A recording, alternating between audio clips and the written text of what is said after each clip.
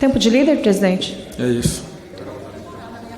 Senhor presidente, senhores deputados, povo brasileiro, nós vivemos num momento de extrema aflição, presidente. E eu, particularmente, faço aqui uma meia-culpa, faço aqui um lamento, faço aqui uma confidência ao povo brasileiro e, ao mesmo tempo, faço um desafio. Um desafio a um homem chamado Jair Messias Bolsonaro. Um desafio ao homem eleito como presidente da República desse país. Por que eu faço a meia-culpa? Porque eu, aos poucos, entrego os pontos. Porque todo mundo sabe, qualquer um que acompanhe minimamente a política, que eu, mais do que ninguém, lutei pela eleição desse homem. Lutei pela eleição desse homem. Eu fui a primeira mulher com alguma projeção nacional a pegar pela mão de Jair Bolsonaro e a andar com ele pelo Brasil. Quando saíamos para fazer campanha, ou quando ele saía para fazer campanha com as mulheres, havia 5, 6 mulheres. Eu rodei esse país com ele, presidente. E nós reuníamos 500, 600, 1000 mulheres num palco. Eu subia com elas e, ao final, vinha o presidente, tirava uma foto, fazia uma posezinha e se mandava. E eu realmente acreditei naquele homem que bateu lá na porta da minha casa, e eu tenho filmagem disso. Então, qualquer um que venha atrás do gado, porque há um gado que segue uma pessoa que está errada, e há, por outro lado, um povo que está sendo enganado, e eu me penalizo e tenho pena, tenho dor desse povo que está sendo enganado. Este homem bateu na porta da minha casa e me pediu, olhando nos meus olhos: me ajude, Joyce. Me ajude a comandar esse país. Me ajude a fazer um congresso forte. Porque se eu tiver um congresso forte, disse ele, eu mudo esse Brasil. E eu acreditei. Eu acreditei, deputada Carmen. Quando não havia Paulo Guedes, quando não havia Sérgio Moro, quando não havia nenhum pré-ministro, porque ninguém acreditava num sucesso naquele momento do Jair Bolsonaro, era comigo que ele se socorria, era para mim que ele ligava e dizia: Joyce, eu vou ser entrevistado pelo Ratinho, eu vou ser entrevistado pelo Danilo Gentili, eu vou ser entrevistado na Globo. O que eu digo, o que eu falo sobre o Supremo, o que eu falo sobre o Congresso, o que eu falo sobre privatização, o que eu falo sobre Petrobras. Eu tenho algumas conversas, algumas aulinhas gravadas, em que eu dizia: presidente, é preciso privatizar nesse Brasil. Ele dizia: não, privatizar não. Eu dizia: é preciso privatizar, é preciso respeitar os poderes. Em momentos teremos enfrentamentos, embates, mas é preciso respeitar os poderes. É preciso criar união, presidente. Nós somos duros, nós vamos brigar sim pelo que acreditamos, mas nós só vamos conseguir vencer com a união. Isso está gravado. Aliás, público, está no meu YouTube. Se quiserem, pode buscar e perguntar, e olhar, e espiar. E se alguém não achar, eu posso deixar mais uma vez o link à disposição de tantas conversas que eu tive com o presidente.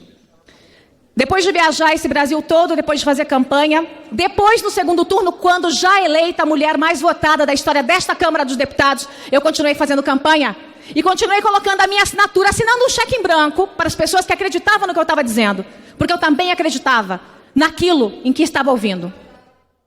E aí, o tempo passou, eu virei líder do governo, comecei a ver as coisas um pouco mais de perto.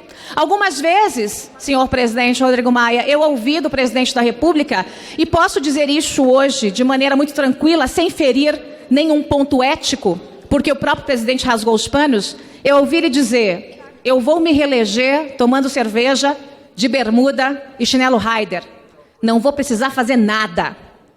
E eu dizia para ele: presidente, você é muito chato para ficar 2 mandatos no poder. Em tom de brincadeira, claro, mas nunca prometi apoiar a reeleição e jamais apoiaria a reeleição, de qualquer um que fosse.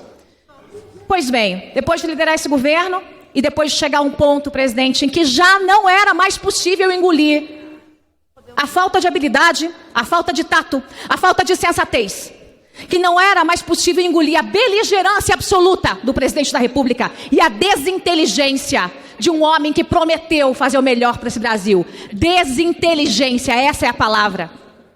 Depois de não conseguir mais olhar essa inabilidade toda, depois de ver que o presidente não consegue administrar a imprensa, portanto ataca a imprensa, não consegue trabalhar com o Congresso, portanto ataca o Congresso, não conseguiu ouvir críticas de amigos que o amavam, como Gustavo Bebiano, que não está mais aqui, morreu de desgosto, e outros tantos, Paulo Marinho, General Santos Cruz, eu, amiga de casa.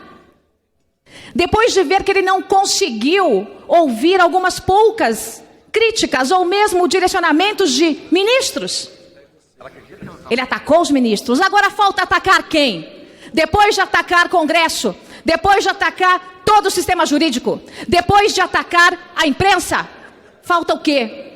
Falta o povo brasileiro. Porque se o povo brasileiro começar, eu não digo boa parte, porque boa parte já viu, eu digo todo o povo brasileiro. Se o povo entender o que é que nós estamos passando, o povo, como já começou, cobrará com mais intensidade. E aí? O presidente da República vai atacar o povo brasileiro? O presidente da República vai romper com o povo brasileiro? Eu disse ontem, presidente, num vídeo, e eu vou dizer hoje, repetindo aqui as palavras que disse ontem, sem medo de ser injusta.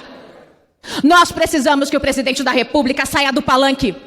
Nós precisamos que o presidente da República seja homem. Homem! Para cumprir em pé o que combina sentado. Porque muitas vezes, este mesmo presidente chamou o presidente desta casa, o presidente do Senado, o presidente do Supremo, deputados, líderes, e prometeu paz. Mas 10 minutos depois, estava encaminhando pelo seu WhatsApp dossiês falsos, memes e ataques. Isso não é coisa de homem. Nem aqui, nem em lugar nenhum desse mundo. Eu quero um presidente que eu possa me orgulhar. E eu vou dizer aqui àqueles que estão no entusiasmo do impeachment que eu sou contra o impeachment. Acho que nós temos tempo para consertar. Mas para consertar, senhor Jair Bolsonaro, o senhor precisa abrir os seus ouvidos, ter humildade e escutar aqueles que dizem: você está errado. E você está errado, presidente. Você está errado em relação à crise que está acontecendo nesse país. Você está errado em deixar o povo brasileiro à míngua. Porque há dias nós ouvimos: o governo vai anunciar alguma coisa, o governo vai dizer alguma coisa, o governo vai destinar alguma coisa. E quem tem feito o trabalho é o Congresso Nacional. O governo tem feito confusão.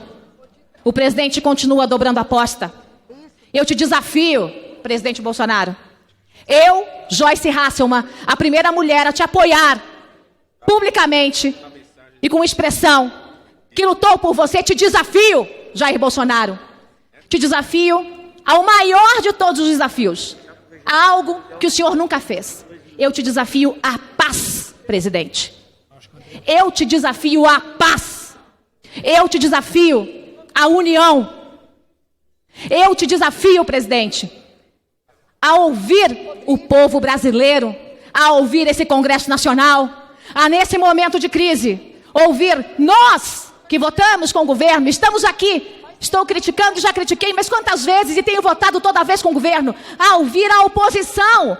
Porque se não houver união nesse momento do governo, do centro, da oposição e dos independentes, o Brasil vai de mal a pior, vai à bancarrota. Nos Estados Unidos foi aprovado um pacote emergencial. Um pacote bilionário para ajudar. Aliás, trilionário para ajudar aquele povo. Como é que passou no Congresso? Com um acordo entre oposição, governo e independentes. Ou é assim, ou então, senhor Jair Messias Bolsonaro, o senhor pega o boné e pede para sair. Ou sai do palanque, ou toma a sua posição de presidente. Ou assume que esse país é um país para gente grande e gente séria e deixa de agir como menino mimado, ou então, lamentavelmente, perderá o apoio de todos. Ainda, em algumas coisas, tem o meu, mas suas qualidades, presidente, têm sido engolidas pelos seus defeitos, dos quais o senhor se orgulha. A ignorância, presidente, não é motivo de orgulho para ninguém. Muito obrigada.